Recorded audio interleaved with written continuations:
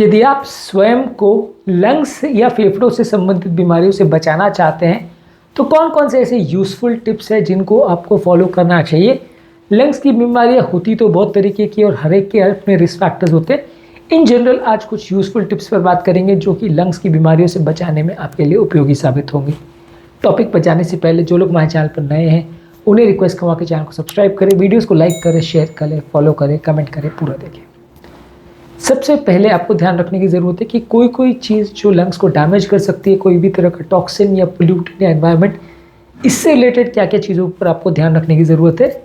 सबसे पहले अगर आप स्मोकर हैं तो स्मोकिंग को अवॉइड करिए। स्मोकिंग सबसे बड़ा रिस्क फैक्टर है लंग्स की प्रॉब्लम के लिए। इनफैक्ट ज़्यादातर लंग्स की बीमारियों के लिए single most important risk factor अगर आप माने तो वो स्मोकिंग ही है।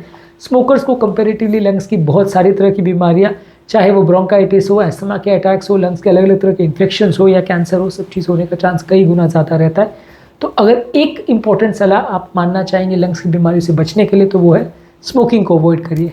इसके अलावा अगला इम्पॉर्टेंट चीज़ है कि वातावरण में मौजूद पोल्यूशन से भी खुद को बचाइए।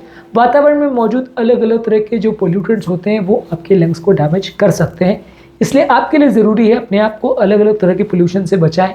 चाहे घर के आसपास कोई फैक्ट्री से पोल्यूशन आ रहा है या कोई और सोर्स से पोल्यूशन आ रहा है कि कोई फ्यूम्स आ रहे हैं तो उनसे अपने आप को बचाइए। अगर पॉसिबल है तो ऐसी जगह पे घर ही मत लीजिए जहाँ पे इस तरह के पोल्यूटेंट्स हो, क्योंकि ऑब्वियसली एक बार आपने घर ले लिया तो इन सब चीज़ों को शिफ्ट करना बड़ा मुश्किल होता है। लेकिन अगर और कोई ऐसा सोर्स है जहाँ आप अपने आप को उससे बचा सकते हैं तो डेफिनेटली हर तरह के वातावरण वाले पोल्यूशन से बचना चाहिए। बहुत ज़्यादा पोल्यूटेड लोकेलिटीज़ या बहुत ज़्यादा पोल्यूटेड सिटीज़ में अगर पॉसिबल हो तो वहाँ रहने से या वहाँ टाइम स्पेंड करने से बचना चाहिए। वातावरण में मौजूद बहुत सारे तरह के एलर्जेंस जो होते हैं, जैसे डस्ट है, पॉलन है, जानवरों के बाल हैं, बहुत सारे तरह के माइट्स और फंगस हैं, ये सारी चीज़ें अलग अलग लोगों को अस्थमा के अटैक्स कर सकते हैं, तो इनसे भी खुद को बचाना ज़रूरी है। बहुत सारी तरह की एलर्जीज़ जो लंग्स को इन्वॉल्व करती है वो इनसे रिलेटेड होती है। तो अगर आपके लिए कोई स्पेसिफिक एलर्जी ना, आपको पता है कि मुझे इस चीज़ की एलर्जी, तो उनसे तो डेफिनेटली आपको खुद को बचाना है। लेकिन अगर नहीं भी पता है तो भी ज़्यादातर तरह के पोल्यूटेंट्स और एलर्जी करने वाली चीज़ों से खुद को बचाइए ताकि आप बड़े बड़े अस्थमा के अटैक से खुद को बचा सकें। इसी तरह से रेस्पिरेटरी इरिटेंट्स जो सारी चीज़ें हैं, जैसे अलग अलग तरह के केमिकल्स के फ्यूम्स है, एयर फ्रेशनर्स है, परफ्यूम्स है, बहुत सारा स्ट्रॉन्ग स्मेल करने वाली चीज़ें, अगरबत्तियाँ वगैरह है, इनसे खुद को बचाइए। बहुत सारे लोगों को अस्थमा अटैक्स वगैरह इनसे रिलेटेड हो सकते हैं, तो ये सारी चीज़ों से बचने से आपको बहुत सारी तरह की लंग्स की बीमारियों से बचना आपका पॉसिबल हो पाएगा। इसी तरह से अगर आप किसी जगह पे ऐसे काम कर रहे हैं जहाँ पे बहुत ज़्यादा केमिकल के फ्यूम्स होते हैं, ऐसी जगह पे काम कर रहे हैं जहाँ पे रुई या ऊन या इस तरह का कोई काम होता है जहाँ पे उसके पार्टिकल्स उड़ते हैं, या कोई माइंस वगैरह में काम करते हैं जहाँ अलग अलग तरह के खदानों का काम चलता है, कोई चीज़ की खुदाई होती है, मिट्टी उड़ती है, सिलिका उड़ता है, कोल डस्ट उड़ता है, तो ये सारी चीज़ें लंबे समय में लंग्स को डैमेज करती हैं। यदि किसी को लंग्स की बीमारी पहले से तो डेफिनेटली इनसे बचना चाहिए, नहीं भी है तो सावधानी रखेंगे तो अच्छा है। इसी तरह से अगर घर पे खाना बना रहे तो उस दौरान भी खुद को प्रोटेक्ट करिए। पहले ज़माने में जब चूल्हे पर कुकिंग बहुत ज़्यादा होती थी तो चूल्हे के स्मोक के कंटिन्यूस एक्सपोजर की वजह से औरतों को बहुत ज़्यादा क्रॉनिक ब्रोंकाइटिस और अस्थमा के अटैक्स आते थे। आजकल उतना ज़्यादा ट्रेंड नहीं है, पर फिर भी अगर कहीं इस तरह का कोई प्रैक्टिसेस हो तो आपको ध्यान रखने की ज़रूरत है। इसके अलावा जब आप फ्राइंग भी कर रहे हो, ग्रिलिंग कर रहे हो, बहुत सारी चीज़ों के दौरान भी बहुत सारे तरह का फ्यूम्स उड़ता रहता है जो कि आपकी हेल्थ के लिए अच्छा नहीं है। इससे अस्थमा का अटैक आ सकता है, आपके लंग्स को डैमेज हो सकता है। किचन में प्रॉपर वेंटिलेशन का प्रयोग करिए, प्रॉपर एग्जॉस्ट फैन होना चाहिए, और जब भी आप कुकिंग कर रहे हो तो खिड़कियाँ खुली रहनी चाहिए, और इस दौरान आप या आपके आसपास कोई व्यक्ति स्मोकिंग नहीं करना चाहिए, नहीं तो ये टॉक्सिन या प्रोडक्ट्स आपको और ज़्यादा डैमेज करेंगे। अब बात करेंगे इन्फेक्शन कंट्रोल संबंधित। खुद की साफ़ सफाई, अपने आसपास वातावरण में लोगों की साफ़ सफाई, ये सब चीज़ों का ध्यान रखिए। अलग अलग तरह के इन्फेक्शंस आपके लंग्स को डैमेज कर सकते हैं। कोविड के दौरान इस पर बहुत ज़्यादा स्ट्रेस था कि खुद को साफ़ सफाई रखें, अपने हाथों की साफ़ सफाई रखें, खाना खाने के पहले, खाना खाने के बाद, बाथरूम यूज़ करने से पहले, बाथरूम यूज़ करने के बाद, या कोई चीज़ कुछ इन्फेक्टेड हो उसको छूने से बाद अपने हाथ को बार बार क्लीन करिए। प्रेफरेबली डिसइंफेक्टेंट से करिए, क्योंकि ऑब्वियसली सिंपल पानी से आप अगर हाथ को धो लेते तो उतना फ़ायदा नहीं होगा। सोप सॉल्यूशन के साथ या डिसइंफेक्टेंट के साथ करें। हालांकि ज़िंदगी भर इस चीज़ को फॉलो कर पाना इतना ईजी नहीं है। कोविड के टाइम्स में लोगों ने करा था, पर अब ज़िंदगी भर इसे फॉलो करना इतना ईजी नहीं है। पर अगर पॉसिबल हो, और ख़ासकर जो लोग हाई रिस्क पे हों या जिनके आसपास लोग इन्फेक्टेड हों, मान लीजिए आपकी किसी रिलेटिव को ऑलरेडी इन्फेक्शन वगैरह लगाओ, तो आप थोड़ा ज़्यादा सावधानी रखेंगे तो अच्छा है। इसके अलावा जब ठंड का मौसम आता है उससे पहले जो कंसर्न बैक्टीरिया और वायरस जिससे वैक्सीन अवेलेबल है जिनके लिए, उनका प्रयोग ज़रूर करिए। जैसे न्यूमोकॉकल वैक्सीन है, इन्फ्लुएंजा वैक्सीन है, कोविड वायरस की वैक्सीन है, ये सारे हर सीज़न में आपको लेनी पड़ती है। न्यूमोकॉकल वैक्सीन ज़्यादातर 3 से 5 साल चलती है। कोविड या इन्फ्लुएंजा इस तरह की वैक्सीन आपको साल में हर बार रिन्यू करवानी पड़ती है, क्योंकि हर साल वायरस के स्ट्रेन्स म्यूटेट हो जाते हैं, जिसकी वजह से आपको हर बार नया वैक्सीन लगाना पड़ता है, क्योंकि पिछले बार लगाई हुई वैक्सीन अक्सर अगली बार या अगले सीज़न में इनइफेक्टिव हो जाती है। इसके अलावा आपको अलग अलग तरह के इन्फेक्शन से खुद को बचाने का भी प्रयास करना है। खुद की साफ सफाई और खुद के एंटीबायोटिक रिलेटेड केयर्स का भी ध्यान रखना है। अगर कोई इन्फेक्शन पूरी बॉडी में हो तो उसका ट्रीटमेंट करना है, और आसपास अगर कोई व्यक्ति को इन्फेक्शन है तो उससे भी खुद को दूर रखिए। किसी को खांसी जुकाम बुखार वगैरह भी है तो उससे भी थोड़ा बचें, डिस्टेंस मेंटेन करिए। अगला इंपॉर्टेंट टिप है कि पानी ज़्यादा पीजिए। अगर आप बॉडी का हाइड्रेशन प्रॉपर मेंटेन करते हैं तो श्वास की नली में जो म्यूकस होता है वो प्रॉपरली उसका गीलापन मेंटेन रहता है, जिसकी वजह से जो सारा पार्टिकल्स वगैरह जो आपकी श्वास की नली में जाते हैं वो उससे चिपक जाते हैं, और बाद में उनको म्यूकोसिलिया क्लियरेंस के द्वारा निकाला जा सकता है। सिलिया जो अंदर जो बाल होते हैं वो बार बार बीटिंग करके उनको म्यूकोस को बाहर बाहर निकालते रहते हैं, और ये इन्फेक्शन करने वाले या एलर्जी करने वाले तत्व लंग्स के अंदर नहीं पहुंच पाते हैं। तो प्रॉपर पानी अगर आप नहीं पियोगे तो ये जो म्यूकोस है वो डिहाइड्रेट एक तरह से हो जाएगा, म्यूकोस कम हो जाएगा, जिसकी वजह से इन्फेक्शन का चांस बढ़ जाएगा। तो खुद को इन्फेक्शन से एलर्जी से बचाने के लिए पानी ज़्यादा पीजिए।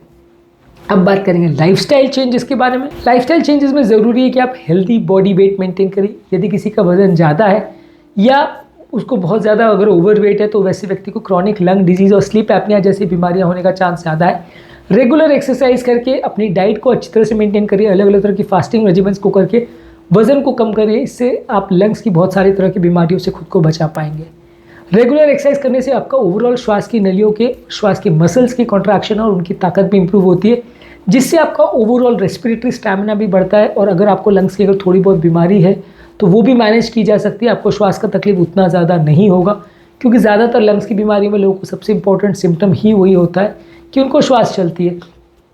तो आप अगर रेगुलर एक्सरसाइज करेंगे तो स्टैमिना बढ़ जाएगा और आपका ओवरऑल श्वास फूलने का प्रॉब्लम कंपैरेटिवली कम होगा।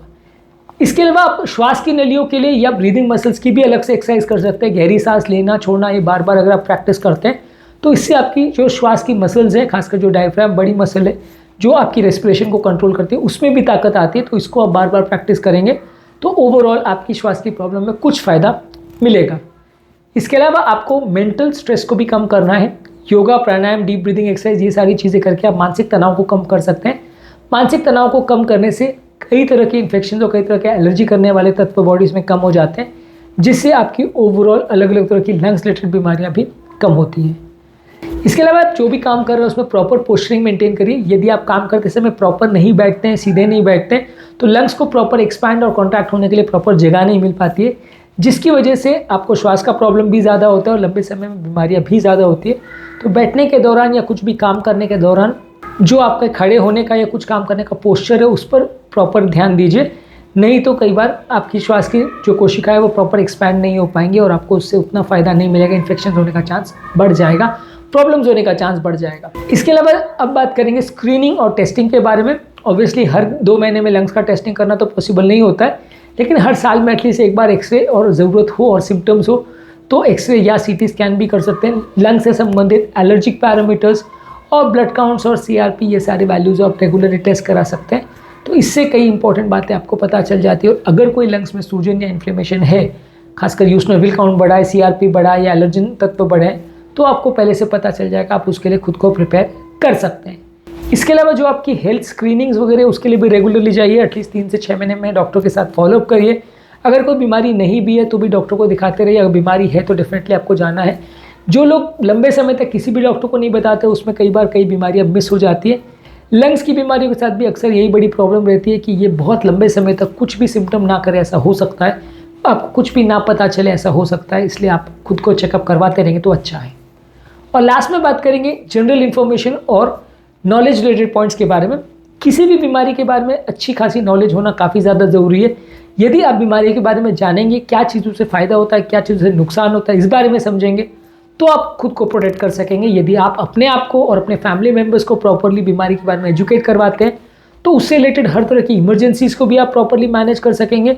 और बीमारी के लिए प्रॉपर अगर आपको खाने पीने में कोई चेंज की ज़रूरत है, एक्सरसाइज में कोई चेंज की ज़रूरत है, लाइफस्टाइल में कोई चेंज की ज़रूरत है तो प्रॉपरली हो पाएगा।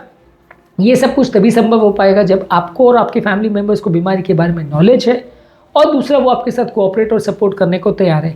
कई बार क्या होता है, फैमिली वाले साथ नहीं देते तो फिर घर का वातावरण और चीज़ें चेंज करना बड़ा मुश्किल हो जाता है। तो ये सारी चीज़ों को भी थोड़ा ध्यान रखने की ज़रूरत है। खुद को और अपने फैमिली मेम्बर्स को बीमारी के बारे में प्रॉपर एजुकेट करें तो इससे आपको लॉन्ग टर्म फ़ायदा होगा, बीमारियाँ और प्रॉब्लम्स होने का चांस कम हो जाएगा।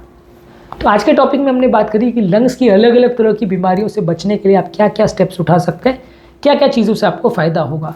तो उम्मीद करूँगा कि आज के टॉपिक में कुछ नई बातें जानने को मिली होगी। जो लोग हमारे चैनल पर नए हैं उन्हें रिकमेंड करूँगा कि चैनल को सब्सक्राइब करें, वीडियोज़ को लाइक करें, शेयर करें, कमेंट करें, पूरा देखें और अगर पॉसिबल है तो जिन लोगों को लंग्स से रिलेटेड बीमारी है उनके साथ ये टॉपिक को आप डिस्कस भी कर सकते हैं, शेयर भी कर सकते हैं। यदि आपकी कोई डाउट्स और ओपिनियंस है तो वो भी आप कमेंट सेक्शन में कह सकते हैं।